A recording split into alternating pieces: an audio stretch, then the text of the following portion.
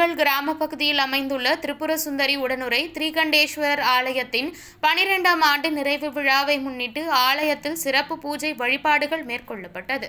ஆலயத்தின் 12ஆம் ஆண்டு நிறைவு விழாவை முன்னிட்டு பல்வேறு பகுதிகளில் இருந்து கொண்டுவரப்பட்ட புனித தீர்த்தங்களை கலசங்களில் வைத்து வேத மந்திரங்கள் முழங்க கலச யாக பூஜை மேற்கொள்ளப்பட்டு சிறப்பு அபிஷேகம் செய்யப்பட்டு சிவலிங்கத்திற்கு தீபாராதனை காண்பிக்கப்பட்டு வழிபாடு நடைபெற்றது. இந்த விழாவின் போது கோவில் நிர்வாகம் சார்பில் சிறப்பு அன்னதானம் வழங்கப்பட்டது. இதில் ஏராளமான பொதுமக்கள் பங்கேற்று சுவாமி தரிசனம் செய்து அன்னதானத்தை பெற்று சென்றனர்.